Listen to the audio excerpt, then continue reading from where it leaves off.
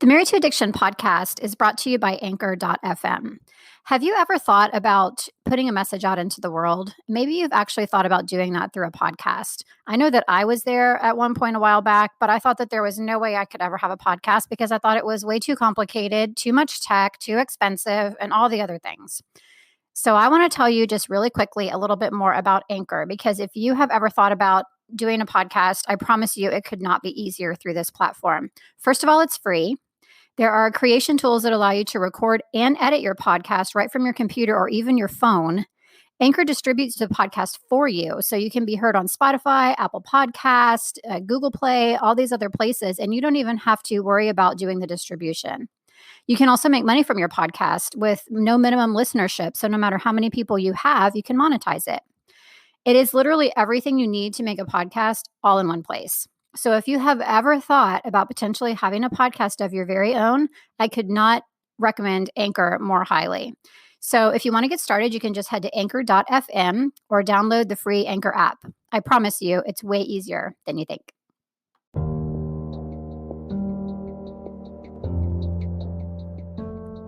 Hey there, I'm Julie, and this is the Married to Addiction podcast. If you're here, then you're probably what I call my secret sister. We're in a situation we never asked to be in and fighting a battle we never wanted to fight. We're women who are married to an alcoholic, and it affects every inch of our lives. If that sounds like you, then I want you to know that this is a safe place for you to land. Married to Addiction is a faith-based podcast where I'll help you find the tools and strength you need to navigate your husband's addiction without losing yourself in the process. So please subscribe and tune in as often as you're able, because your husband's recovery is important, but so is yours.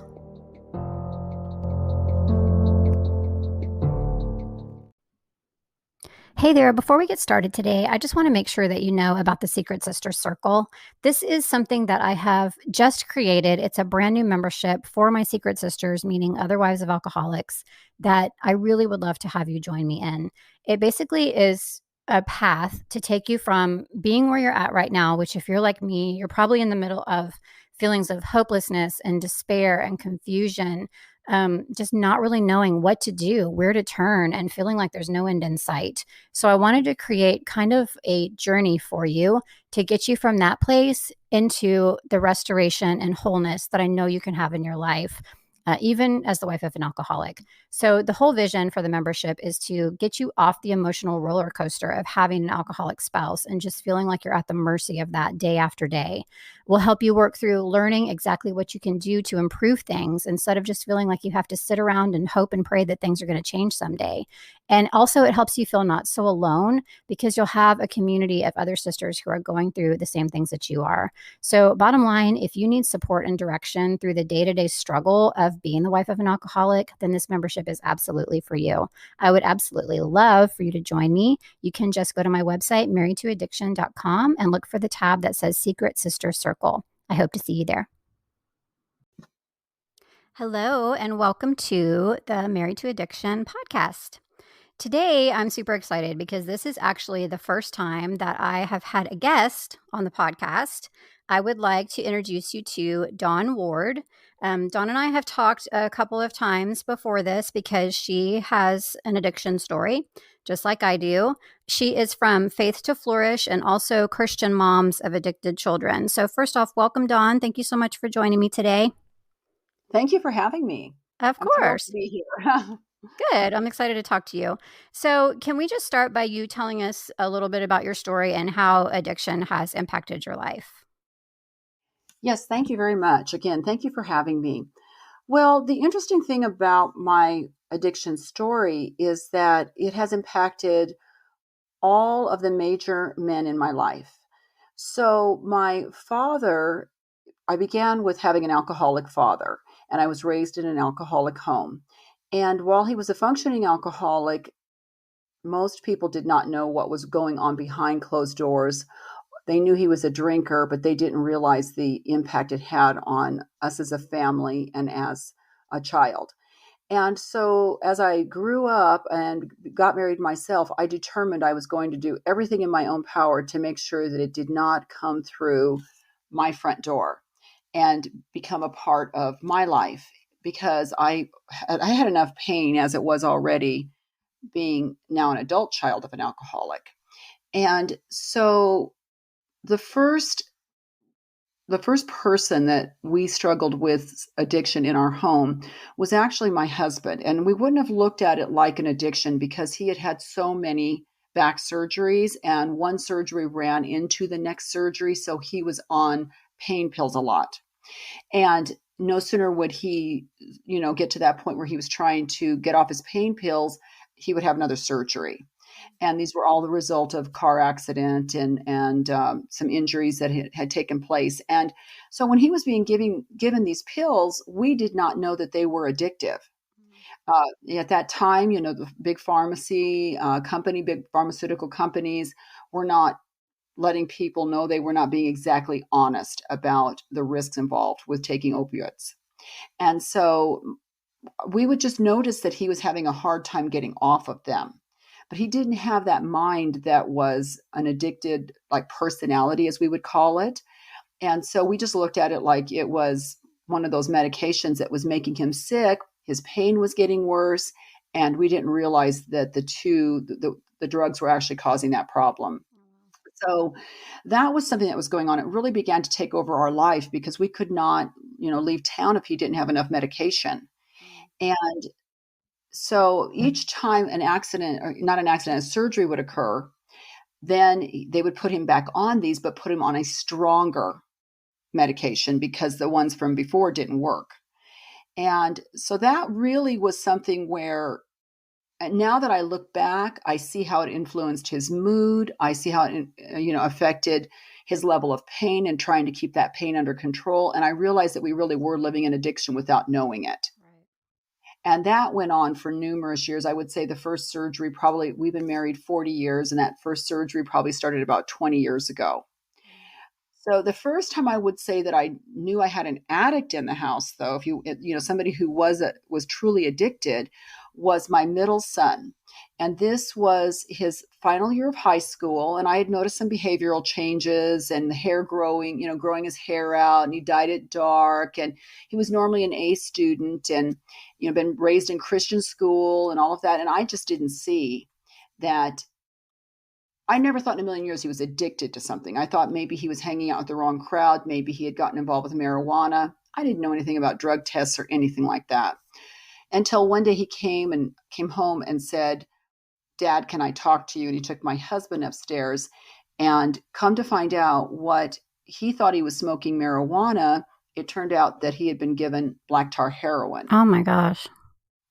So my son went right from, just being out of Christian school into a public high school, wrong friends, and these kids thought they knew what they were doing, and turned out they were addicted to heroin. And yeah, and that was a very scary thing to find out. I mean, I just went, from 0 to 100 instantly, with fear, with panic. Everything that rose up in me was just like the H word. Are you kidding me? It's the H word. And I thought, there's no one survives this. No one survives a heroin addiction. Everyone eventually ends up dead. I mean, these were the thoughts that went into my head. He wasn't injecting, but I didn't know. I didn't know anything about it. When you find out your kids are dabbling in drugs, it's usually like marijuana or something like that. But nowadays, they're such dangerous drugs. Right. So this was about, he's 32 now, and he was 17. So this was about 15 years ago. So now something's going on here, right? And we're dealing with his addiction, don't know what to do. I work for physicians. I asked for help. I asked where to send him. And, of course, I was going to send him to the best that insurance would pay for. And I always say he went to the equivalent of like the Lindsay Lohan, treatment center, because they were teaching him yoga, and he was doing, all this mindfulness, and he was, getting great food and had a private room and all of that. And hey, we're going to conquer this. We're going to beat this. We caught this early. He came and asked us for help. We're going to get this. And, little did I know that it wasn't going to be that easy. And especially with a 17-year-old who thinks they have it all figured out. So, yeah, we had a bit of a process there where, after a few weeks of being in there, they put him into outpatient, and he relapsed right away. And as much as we were trying and spending money with counselors and everything, eventually I did have to. Well, he went into rehab on his 18th birthday. And so he became a man child. All of a sudden I had to sign for everything and pay for everything, but I didn't have certain rights to his medical records or anything unless he signed off on those. Oh, wow. And so he decides, he's a big boy now. He doesn't need to stay in the program. He's 18. He lets his counselor know, I don't want to stay in the program, and he's out. So, but there he's home with us, and we've got all these rules and all these boundaries, and he's not abiding by any of them. So eventually I did have to ask him to leave.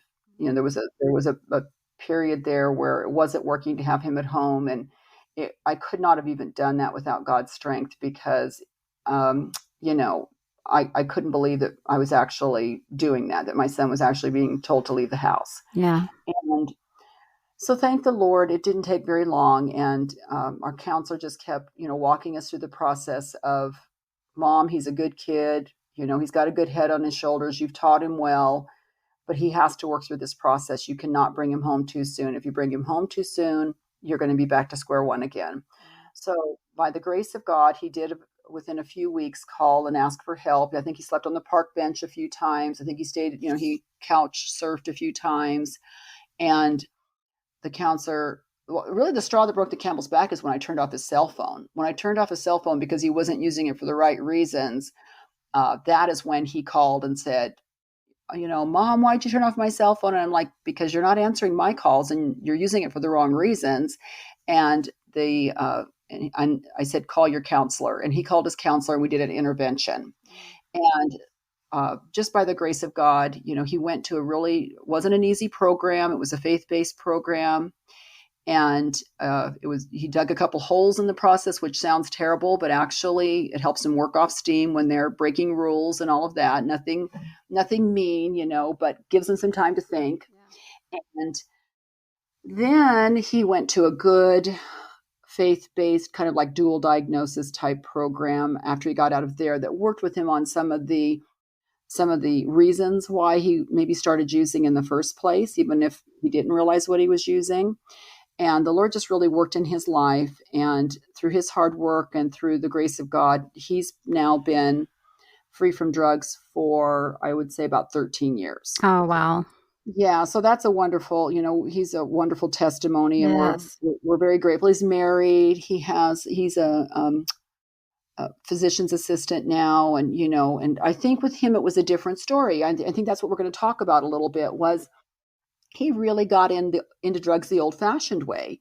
He was a very talented musician. Him and his friends were, had a garage band, and thought it would be cool to smoke pot. And then, in our town, even pot was laced with black tar heroin. So it was just a way to get the kids addicted. So a lot of his reasoning for getting into drugs wasn't that he had like some mental health issues behind it or anything. Mm-hmm. And so I think that, the 12-step programs and Celebrate Recovery programs like that were very helpful to him.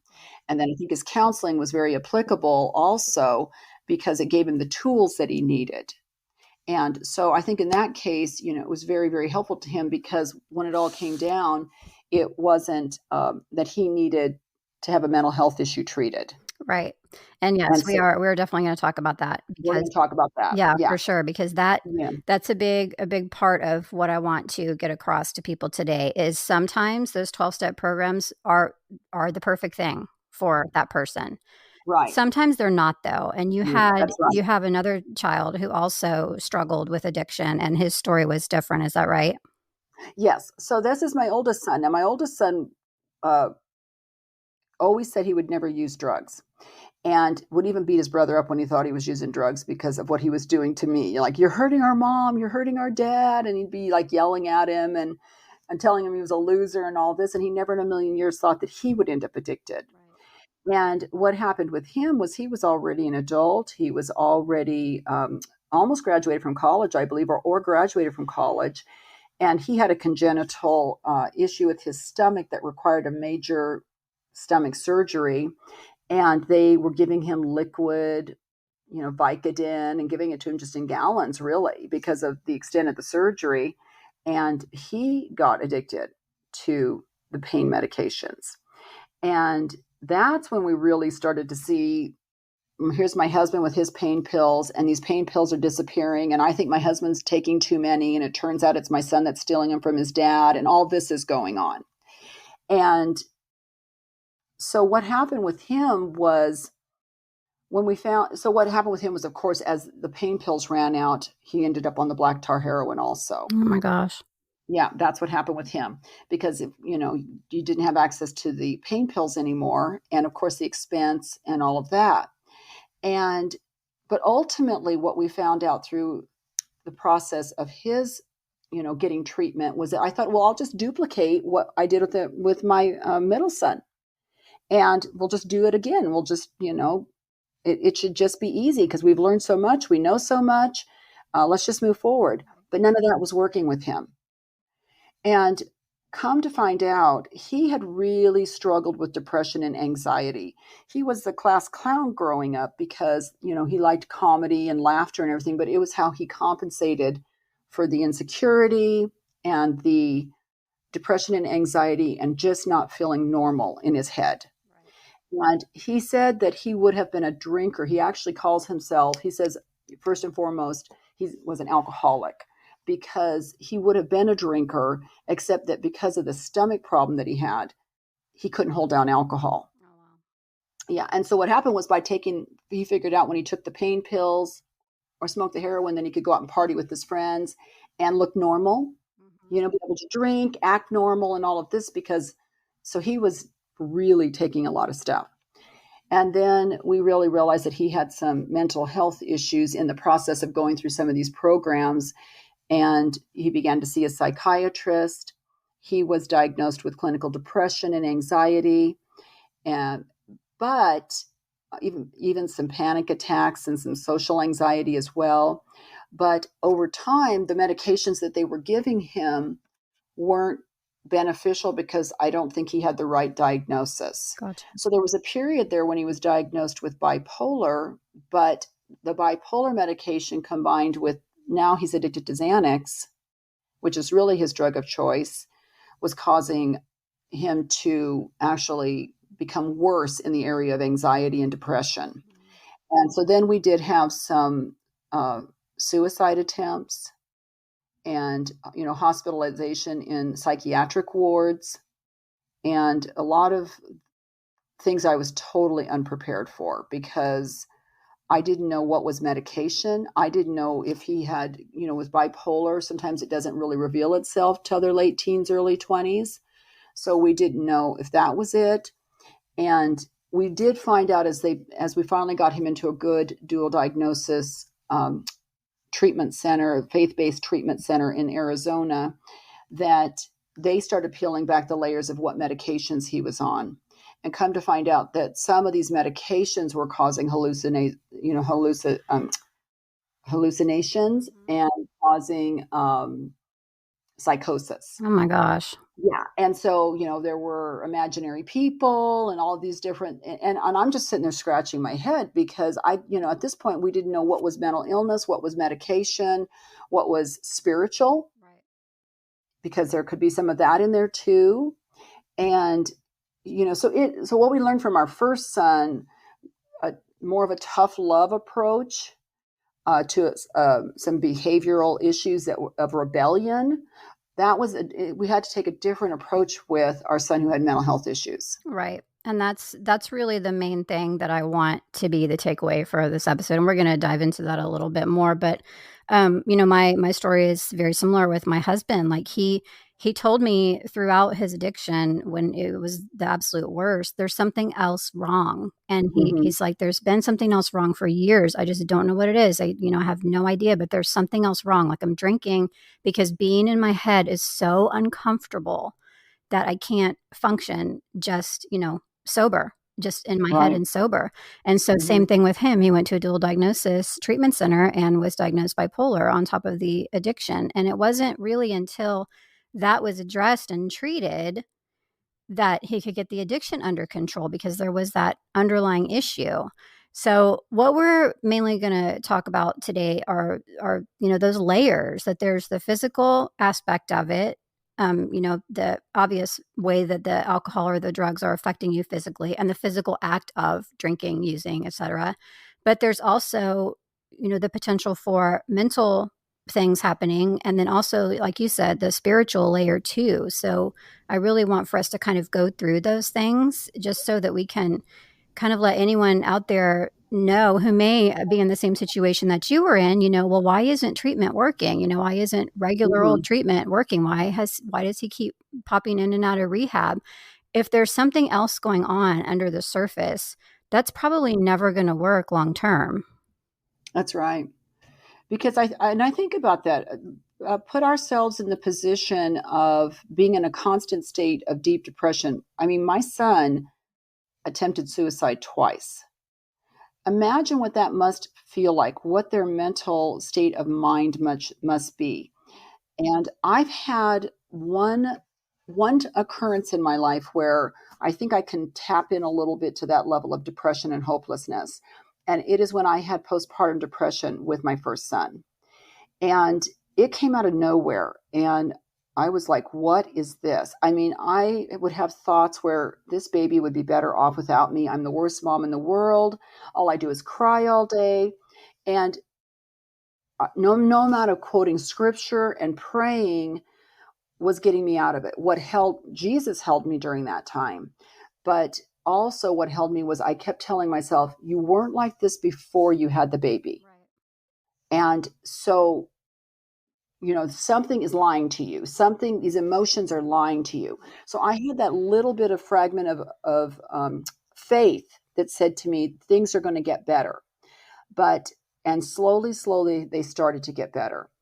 But if you lived in it constantly for months and years on end and you grew up feeling that way and you always felt like you just didn't, not just that you didn't fit in, but like this doesn't feel normal, this can't be how a brain should feel. This is not how a body should feel. Right. I think that unless we have any way to connect with that and understand that level of depression or anxiety, it would be easy to, oh, just pray about it, or, just memorize some scripture. And I'm not, and trust me, I, I love the word of God. I've been a Christian many, many years and he's carried me through all of this.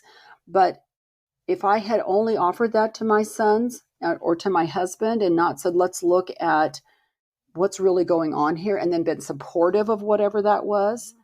Mhm. And the way that I was able to feel more comfortable with that once I got past shame and guilt and self-condemnation and all the things that go with being the mother of not one but two addicted children, was I remembered that Jesus healed people in so many different ways. Right. And he never cookie cuttered it. Right. And he taught his disciples and followers to be very attentive to what the needs of each individual person was. Some people needed forgiveness of sins, some needed healing.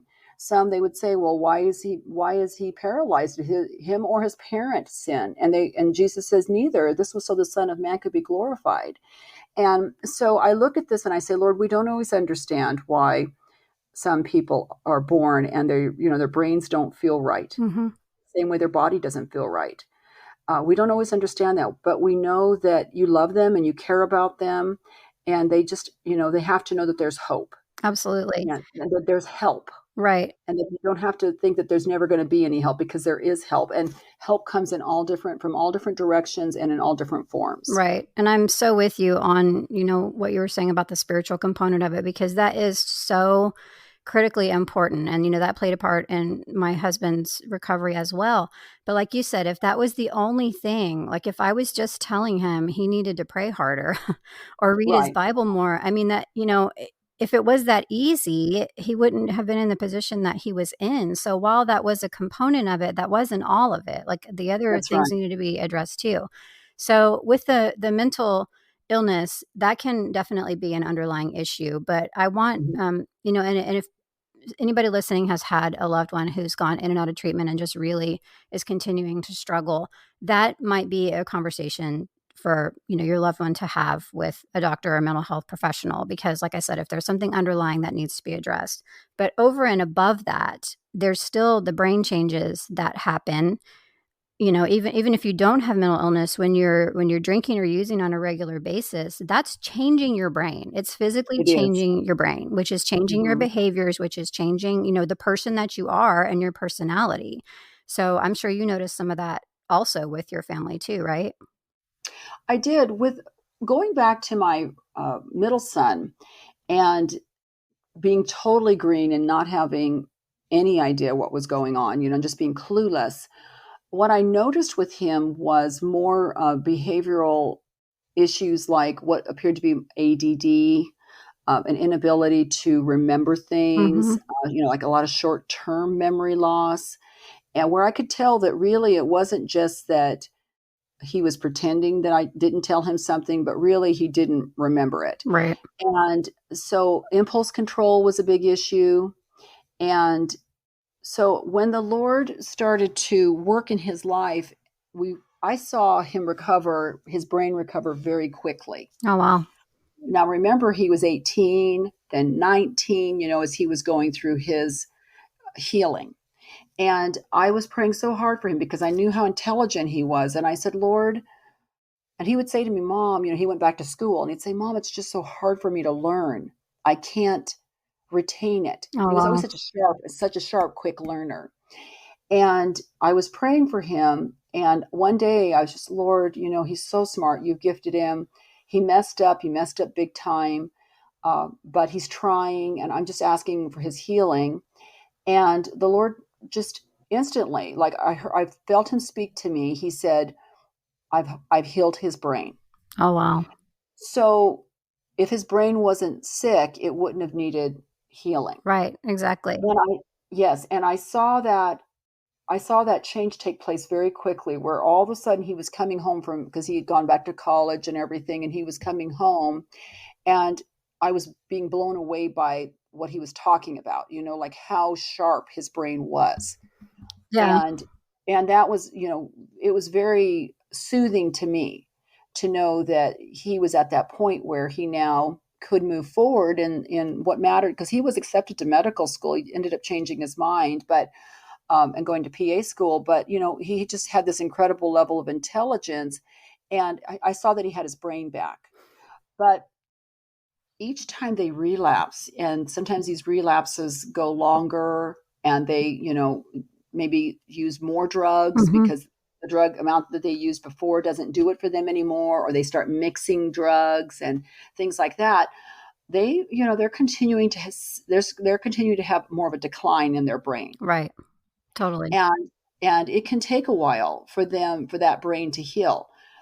The very cool thing about it is they're looking at addiction, because there's a lot of questions about which came first. Do they have a disease? Is it a brain processing, neurocognitive type thing? And there's all kinds of new studies out there. But one of the very hopeful studies, and I can actually say this in my own family, is that the brain knows how to kind of rewire itself. So if somebody were to have a traumatic brain injury or that type of a thing, a lot of times other parts of that brain will take over. And so I do want to encourage people that are very worried about my kid will never be the same. They're seeing flying zombies and all of this. And trust me, my son, some of the things he saw and heard, I was like, this is either his brain is fried or this is demonic. Like it had to be one or the other because it was just so shocking. Wow. And now he's, my oldest son is also doing well. He's in recovery right now, and he's using medication assisted recovery this time because he had a recent relapse a few months ago after almost 2 years. And so he is using the Vivitrol shot that he gets once a month to help him with his cravings. Yeah. And so, again, like I said, I used to be kind of opposed to all this. And sometimes some of the programs like AA and some of those will say you're either 100% substance free, no antidepressants, none of that at all, or you're not really clean. And so, but I think nowadays there's more tools in their toolbox. Right. Absolutely. And whichever tool they need to use, and whichever tool that, through prayer and good counseling that they use, that will help them, we should be grateful for. Yes. Because the longer that they go without drugs, the more time their brain does have to heal. I'm not saying that, I don't know for sure if they'll get 100% healing. I don't know any of that, but I personally have seen that improvement. Right. For And sure. even with my husband, who didn't have mental health issues, wasn't voluntarily, trying to get high. He wasn't getting high at all. He was just taking pain pills enough to manage his pain. And they were doing a very poor job of that at the end. But I saw, more depression in him. He's a very easygoing guy. I saw more agitation in him during the time that he was taking all of that. And over time, once he got off of it, then he became his old self again. Yeah, and So, I think a lot of times, the husband and wife relationship in particular, I think a lot of times, we don't know that. We don't know that they literally their brain has changed. Their personality is different right, because of the right. drinking. It's not, necessarily, and this is not to make an excuse for, toxic or poor behavior in any way, shape, or No, form. However, there is there are some things that are happening that are changing that personality. It's right. because of the addiction, it's because of the drinking, and I think that's an important thing for people to know, that there's some of that that is 100% because they're using too much or they're drinking too much. That's right. And so with my older son, he basically has had to have a lot more hands on. He hasn't had that opportunity to be just kind of like free from it. And, it's a constant maintenance program for him. And we all have to watch it. For instance, he lives out of state. He lives in a smaller town, a quieter environment, which is really good for him. But his girlfriend and his family still live here in Las Vegas. And when he comes to Las Vegas, it's like this light bulb thing goes on the second he crosses state line. And, he just becomes a little more agitated, a little more nervous energy. And so we're constantly checking that with him when he's here, Right. because even a change of environment or going back to his old stomping grounds is enough to cause his mood and the way he thinks, the way he sees things, to adjust a little bit. And so I think that's also very important too, is that you recognize, are they sleep deprived? Are they stressed out at work? For So sure. it can be things that are related to the drugs, and it can be the normal things that they go through, that we all go through in life, that also wear us down. For sure. And I like that you mentioned that, for him, it's more almost like a management. And I think that that's the case, with my husband as well, because, people think, and this does happen, like it sounds like this happened with your other son, people get sober and then that's it. They're free from it. That's it. But for a lot of people, particularly people that are having, mental health underlying issues, those bad days can become triggers for Yes, using. And so you have to kind of know if that's what you're dealing with also in recovery, because, like same thing you said, like if my husband doesn't get enough sleep or if he's not taking care of himself physically or whatever, like I notice those feelings start creeping back in, where he starts, getting a little bit quiet and more moody. And mhm, he does have days where he just says, I just am in a funk, and right. it's because there's that underlying thing going on. Even though it's been managed and he's been through recovery, it's still there, and you can't just pretend like it's not, and that it's just gone and will never rear its ugly head again. So that's an important point for sure. It really is. So I also wanted to talk about the physical aspect of this. So we talked about the mental, potential for underlying things and all of that. But with the physical aspect too, this definitely comes into play. And you already kind of touched on that. If addicts and alcoholics are not taking care of themselves physically, which clearly they're not, they are so depleted of nutrition, and their body is so void of any sort of, amino acids and feel good things and all of the stuff that keep us balanced, because it's so tapped out, first of all, by the stuff that they're using that's taxing their body in general, but also because they're not taking care of themselves or refueling themselves on top of it. So I don't think that the physical side of this really gets enough attention, or really any attention. If somebody is, even in the best case scenario and not addicted, if somebody is not eating right and not taking care of themselves physically in any way, shape, or form, they're going to get sick just without addiction on the table. So if you think about the fact that these people are also putting poison in their body day after day after day, they are Mm-hmm. physically like they have nothing left, which also then affects your mental capacity too.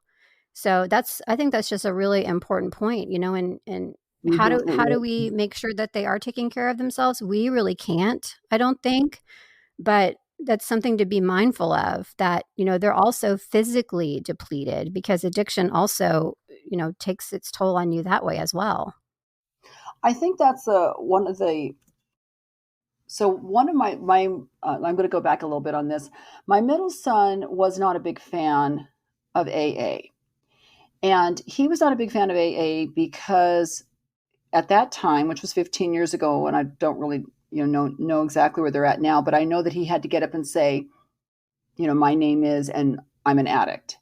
And he felt for him that that label and saying that to himself every day was hindering him being able to move forward and not see himself as an addict, but see himself as, just a healthy guy, fit guy. Yeah, he'd had this struggle, but he'd overcome it with Jesus' help. And so I think he'd liked Celebrate Recovery Program a little bit better because they would say, I'm a victorious overcomer, or whatever. They would say things like that would help him. Right. And so for his mindset, that helped a lot. The reason I'm talking about the physical side of it is because they do need to be accountable to somebody.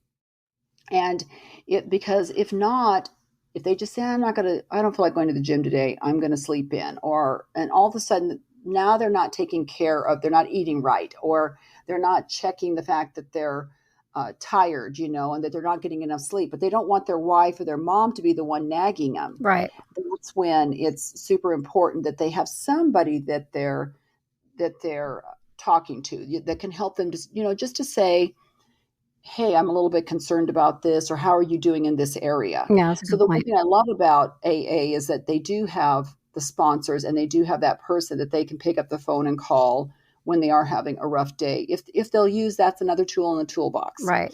Now, my oldest son has really liked AA.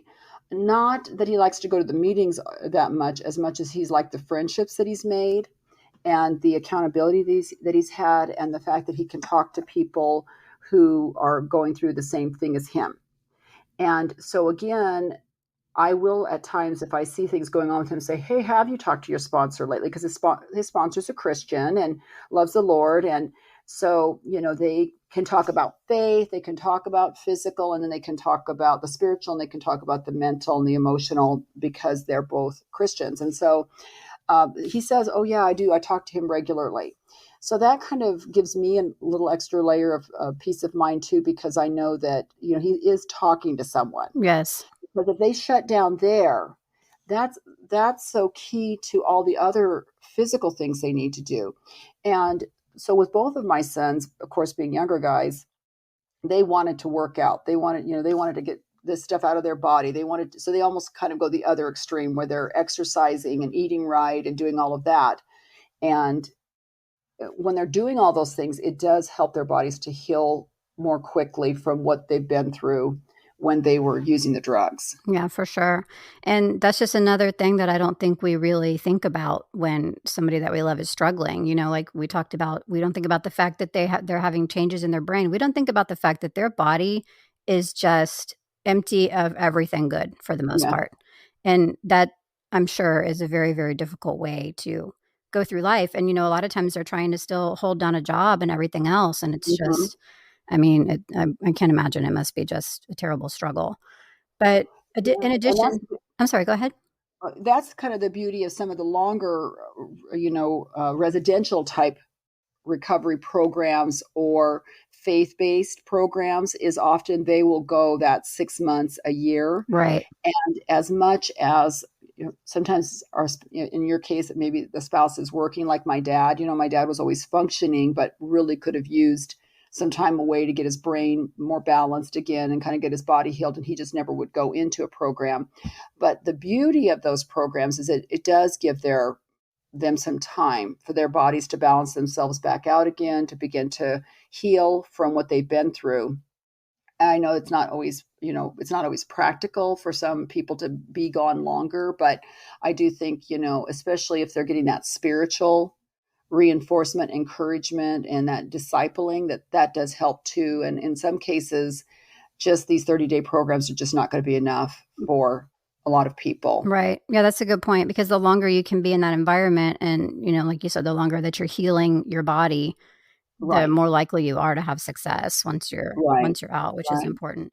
So Hmm. the last layer that I wanted to talk about is the spiritual layer, and we touched on this a little bit, but the spiritual struggle, I mean, I know that I went through my own spiritual struggle, and I'm sure you did as well, just because of what we went through. And, I had anger at God and questioning why my family, why is this happening? I've been a Christian my whole life too. I've been in the church, like, why? Right. And Hmm. so that happens on our side. But then I know from the alcoholic or the addict side, they have a whole nother spiritual struggle with guilt and shame and feeling so far from God because they're embarrassed and they feel like God, probably doesn't even love them anymore because they're a terrible person, quote unquote, or however they're labeling themselves. Like I know that, my husband dealt with some of that too. Like he felt so far from God when in fact that's the time that he needed him the most. So how did that look in your situation? Did your family go through the same thing? They really did. And I think well, first of all, when we raised our children in a Christian home, and they went to Christian school. And so they were taught, drugs are bad, stay away from drugs, and they were never going to use drugs.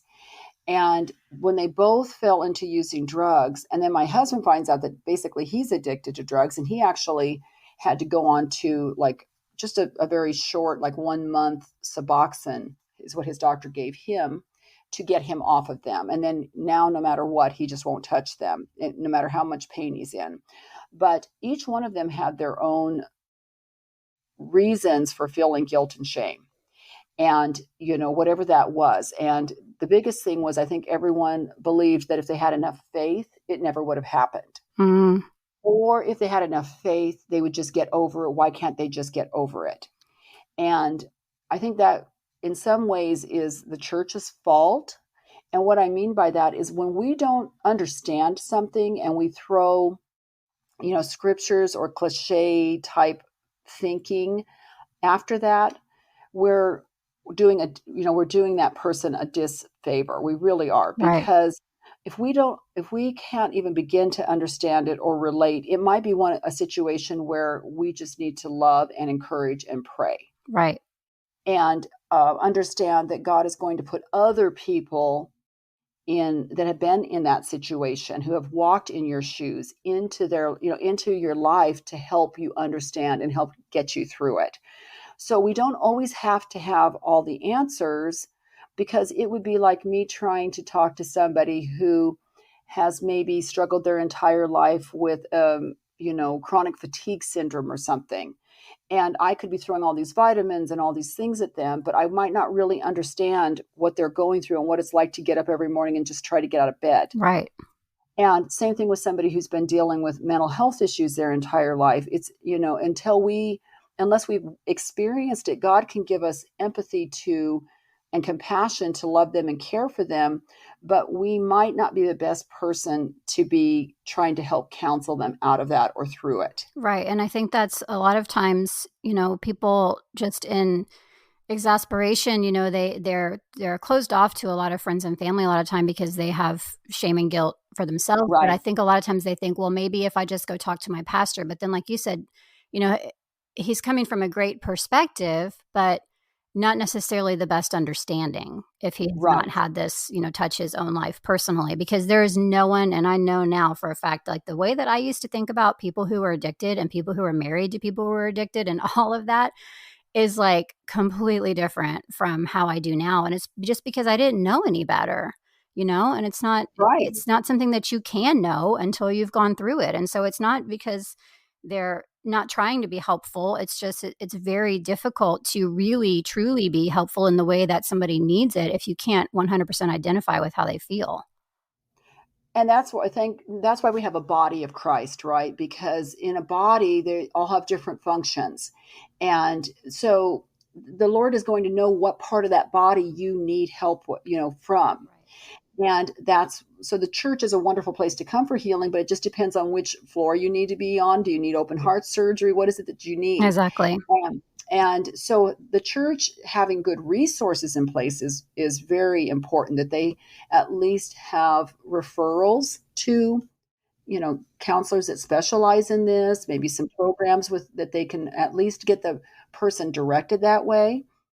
But the spiritual side of things that I would like to talk about to the wives that are listening and anyone who happens to be listening today is that we need to ask ourselves, what is it going to take for me to feel like I'm okay? Am I going to feel okay and feel like God loves me and God sees me and God knows and understands what I'm going through, and that He's willing to carry me through anything if my loved one is never better?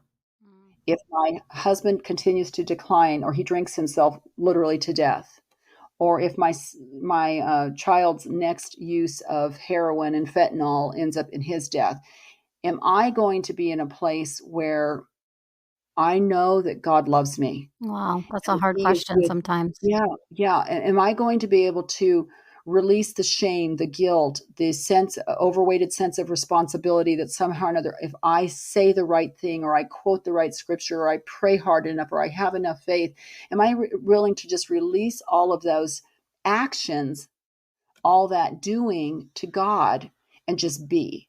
Mm.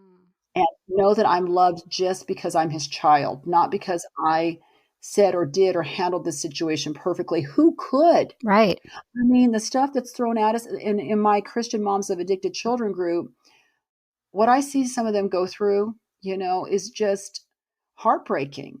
Yeah. And the loss of their children. And some of these mothers have lost 2 and 3 children to addiction, Oh my gosh.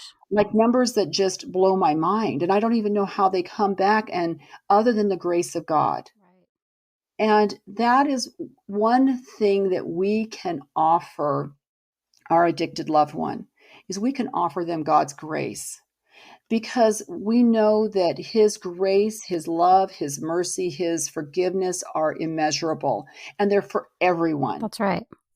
That none of us is more righteous or has earned it more than the person that is in the alleyway with the needle stuck in their arm. That's right.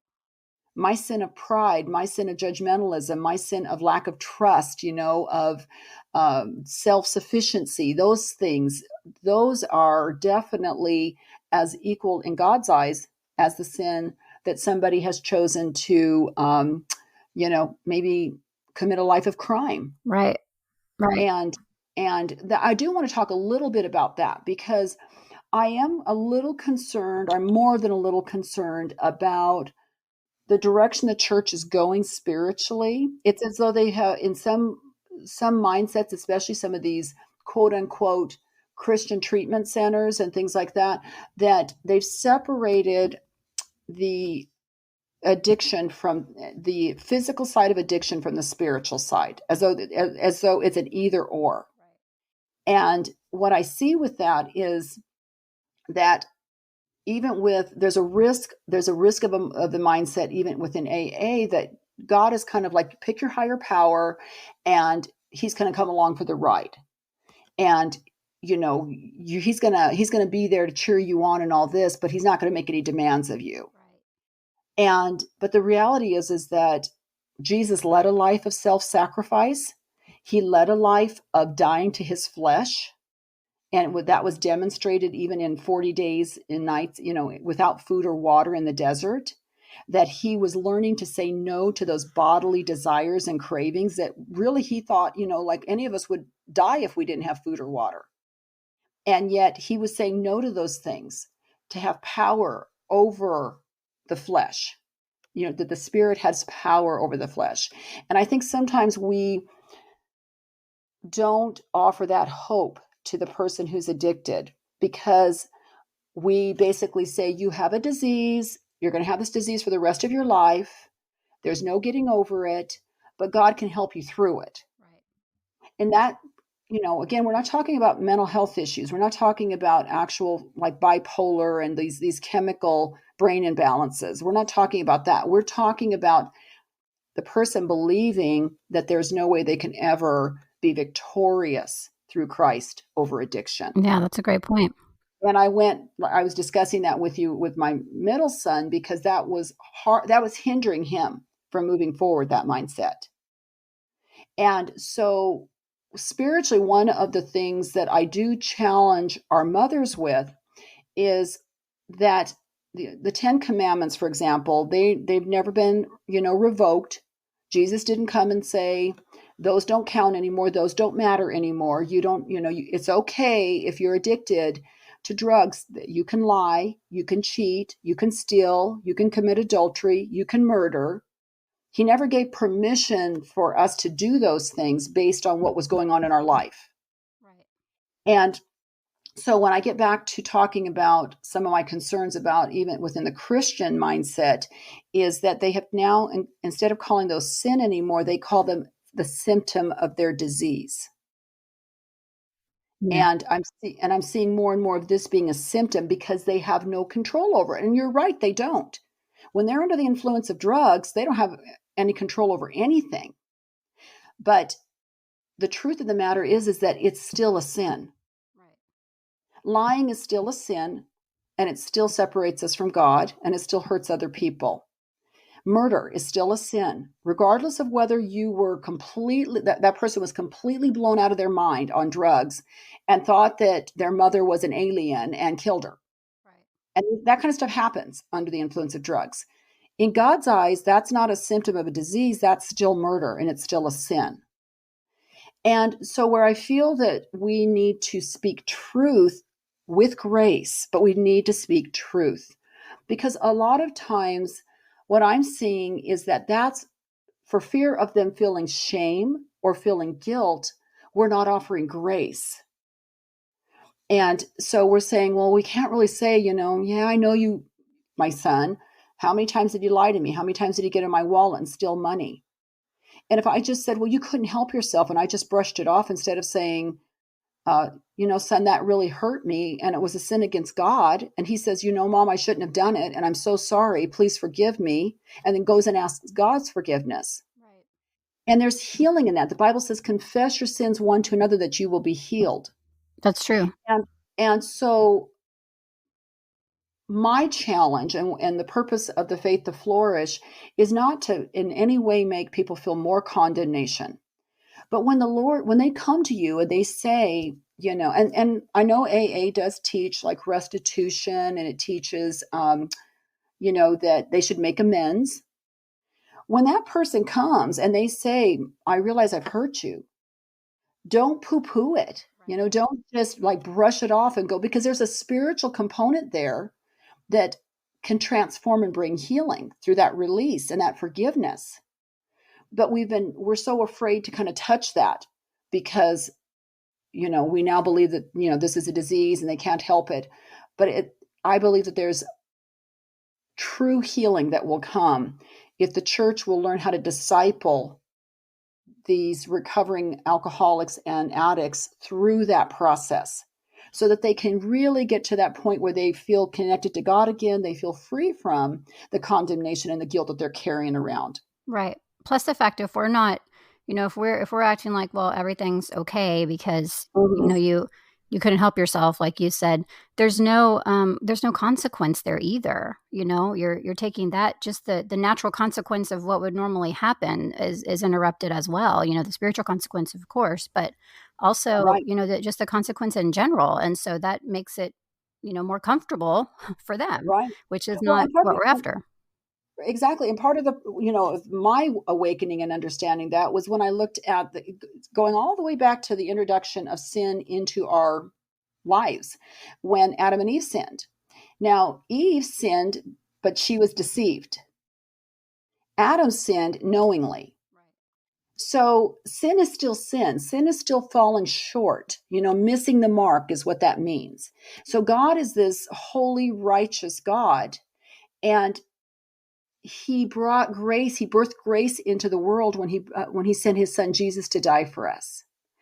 And what the people that I see that truly grasp that and have joy, and I'm not saying that they're not going to still have physical problems, and they're still not going to have some mental health problems, but the ones that I see that are the most free and truly spiritual joy have have been able to say, you know what?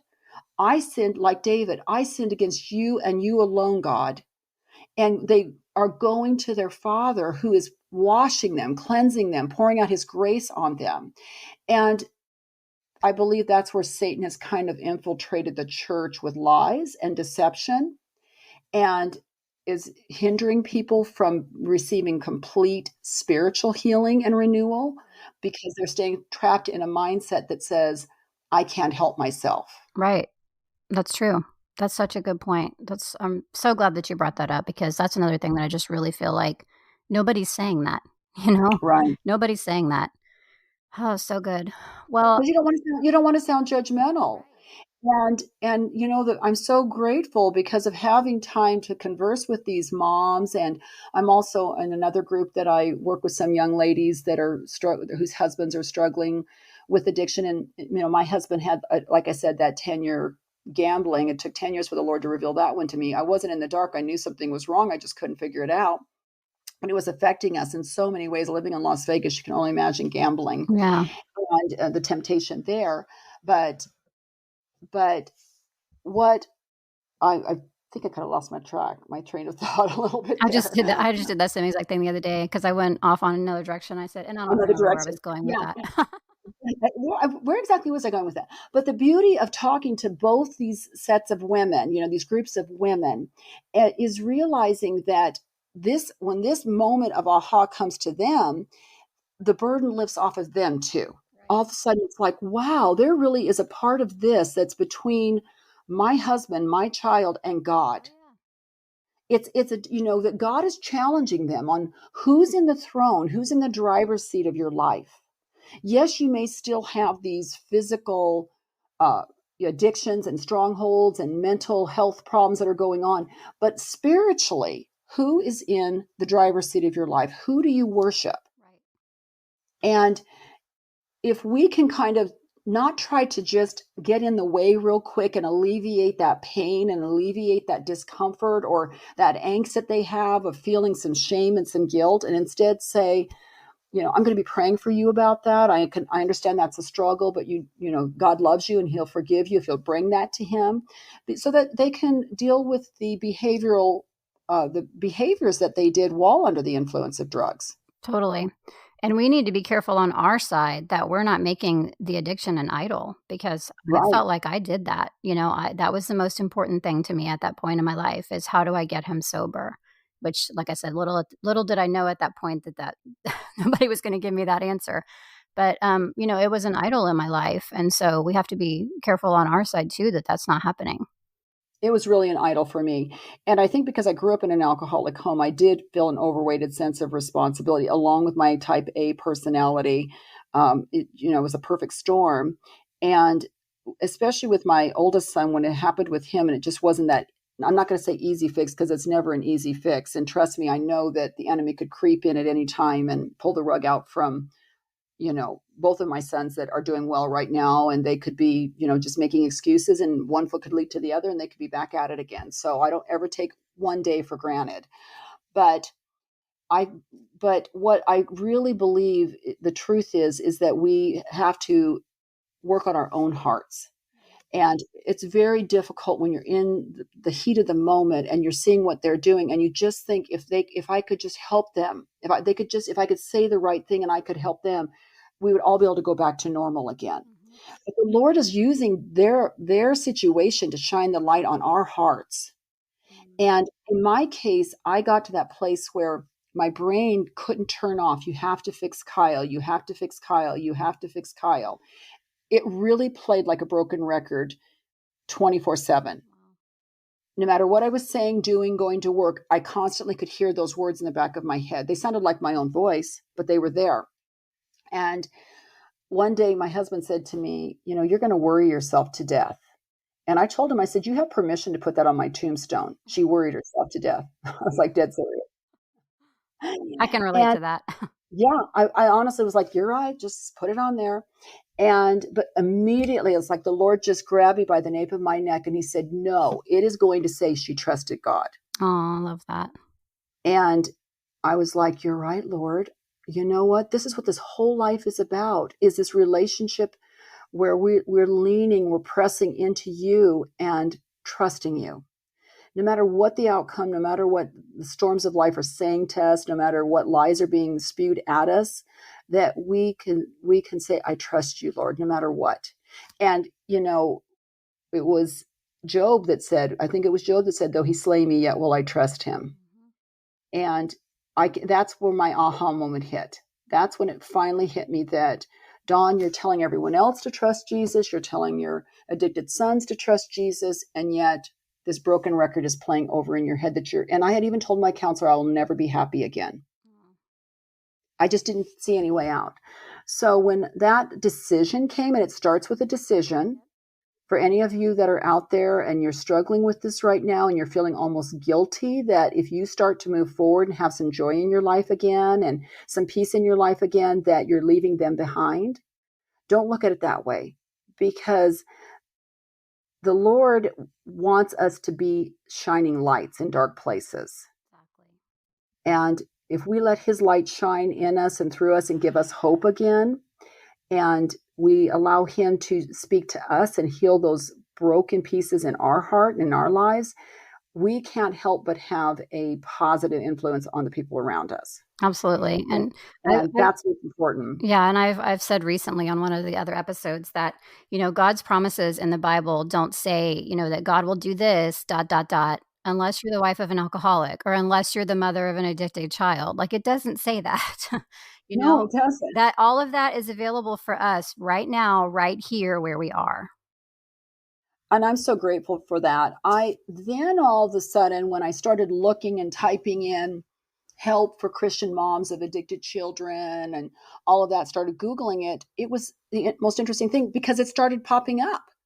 All of a sudden the help was there. Before, I was closed down to it. I even remember when my middle son went to his very first treatment center, I didn't go to any of the family support things. I didn't go to their family barbecues. I didn't go to any of the family meetings because my son was just going to get it in this next 2 weeks, and we're going to get him out of there and we're going to go on about our lives. And I even remember when he did relapse and I freaked out and called the doctor, the psychiatrist that was in charge, he says, well, Dawn, where have you been? You haven't come to any of our family things. And I'm like, and he starts laughing. He goes, oh yeah, you were that family, right? The one that, there wasn't going to be any kind of a relapse or anything. And he wasn't giving me a hard time. He just was saying, I've heard it before. Right. And the one thing there's so many things I'm grateful for. I keep saying the one thing, but the one thing I am very grateful for is, as I opened up my heart and I just said, okay, I'm moving forward, and God, I want you to give me whatever's available out there to help me. And I'm just turning, my life over to you, and I'm going to put you back in the driver's seat. And those opportunities started opening up. And as I started telling my story, I started meeting people who I was looking at their life and going, oh my gosh, if she can be, this happy and this joyful in spite of everything that she's been through, because her eyes are on the Lord, no longer fixated on if her child will ever, get out of this or not. Not to say that, we're ever going to quit worrying about them, or not, maybe not worrying about them, but, being concerned for them and praying for them. But that we could just move forward. And I started to be able to give myself permission because I saw other people doing it, because the Yes. Lord opened the door for me to see other people doing it. Yes, and we And I talked wouldn't about have that too, about how that's sometimes the hardest step is just that realization that it truly, truly doesn't have to be like this. Because there for a really long time, I didn't believe that, I know. I thought that the only thing, that, like you said, I'll never be happy again. The only thing that was ever gonna make me happy is if my husband got sober. Like, that was it. That was the only That was thing it. that my entire life was hinging on, and not even, God wasn't even in the picture half the time. And it No, doesn't have to be like that. it really doesn't. That's my encouragement. But it does start with saying, it's not going to feel right for me to start, because I know that that you have a membership group now that you're going to be able to mentor and help some of these women who are ready to start to really work on themselves Hmm. and getting stronger. And at first it doesn't feel normal. You Right. feel kind of guilty, you feel selfish, Right. but the most selfish thing you can do is to stay in a pit Yes. and just be down there and be miserable and not seeing the blessings that God has around you. It might be other children, it could be friends, it could be grandchildren. There could be so many things and people in life that are missing out on you Yes. because you're trapped and stuck and just fixated on this person who isn't maybe ready to receive your help. Right. Oh, that's such a good point. It's so true. And we do fall into that. I have been known to say that I wasn't a very great mom during that time, and I Mhm. wasn't because I was so fixated on what was happening with my husband. And I fed them and clothed them, but they didn't get much Right, more than that for a while because I was just so wrapped up in only what he was doing. And that's a great point that there's other people in your life that need you. There's other things in your right, life that need you, and they need you to be you. right. They do. And the Lord wants you to be all that He's created you to be. Yes. He he's going to he's going to give you divine opportunities to share his love with other people, to share hope with other people. Yes. And if you're trying to pour all that into the person who maybe at this point isn't ready to receive it, because I tell our moms that all the time. I'm like, your kids know you love them. Now the drugs may be telling them in their brain that's fried, and the enemy of their souls might be sitting there, shooting fiery darts and telling them mom doesn't love me. But deep down inside, they know mom loves them. Right. And so, whatever you do, don't get on that roller coaster of trying to prove your love, prove your faithfulness. Just stay focused on the Lord, pray for your miracle, then get up in the morning and go on about the business that God has given you and the responsibilities He's given you. And at first, it's not going to feel really good. It's going to feel like you're abandoning them. But as you start to do it and get stronger, and all of a sudden, the blindfold lifts, Yes. and then I look back and I go, what was I doing all those years? Right. What, like, oh my gosh, thank you, God, that my family stood behind me Yes. because I was as sick as my drug addicted children, Oh, it's so if not true. Me sicker. too. Me too. I know, and I look back now and it's like, like you said, you look back and you're like, how did I not see that? Hmm. But you don't when you're in the middle of it.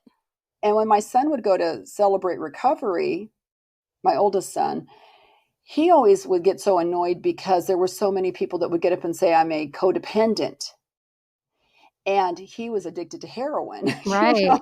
Right. So he's like, "What are they doing up there? I want to hear heroin addicts. I don't want to hear these codependents."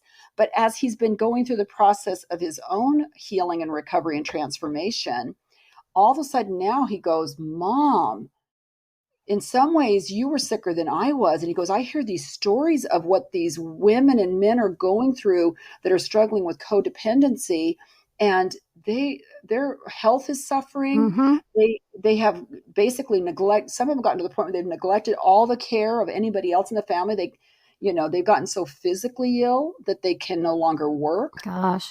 It's And true. he's like the light bulb has gone off for him that this truly can make you Oh sick. yeah. Absolutely. And yeah, and I said, absolutely. So he even has more empathy now that he, can see it clearly or more clearly because God's given him compassion because he has not only gone to meetings that were only limited to people who are struggling with substance abuse, but instead he has been in meetings where it's given him more empathy and awareness now when he listens to the impact on the family members. Yeah, and I think that's really important perspective for Hmm. for them from their side too, for sure. Right. Well, I am so thankful for you and your wisdom and the fact that you're using all that you've been through to be an encouragement and a ray of hope for people because it was important for me to have this conversation because I think that there's just such a small portion of this that's touched on, in the mainstream. And there's so many other layers to it. And, on their side and on our side. And so I Yes. really just appreciate your insight into all of that today. I want you to tell the listeners where they can find you, social media, etc., as well as anything else you'd like to share. Oh, thank you so much for that. If you know a mom who's a Christian mom who is in the midst of deep pain and sorrow, and she is struggling tremendously and needs support, support of other moms, we have a private Facebook group, Christian Moms of Addicted Children. You can look us up there. If you would like to follow me or subscribe to my blog, you can go to www.thefaithtoflourish.com. It's thefaithtoflourish.com because somebody else has Faith to Flourish. So I put a little the in front of there. There you And go. I'm also on social media, Instagram, and a little bit on Twitter and Pinterest, although I've kind of let those go a little bit. But I'm on pretty much the main ones. You can find me there. Awesome. Well, thank you again for being here and just for all of the insight. I'm sure that, there was a lot of light bulb moments for at least one or two people that were listening, if not much more than that, because this is such a difficult path. Whether you're walking it with your children or your husband, regardless, there's a lot of overlap in, the patterns that we fall into and the struggles that we have. So thank you so much for sharing your story with us. I'm so honored to have been here. Thank you for having me.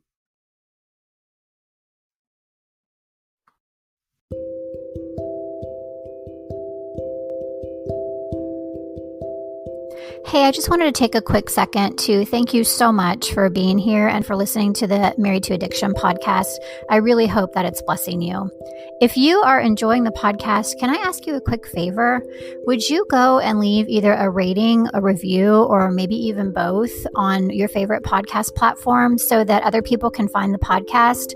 When a podcast is new, a lot of times the ratings and reviews is what helps push it out to more people. And I would love to get this out to as many of us secret sisters as possible. And you could definitely help me with that by going and leaving a rating or review. Thank you so much for your help with this. And thanks again for listening.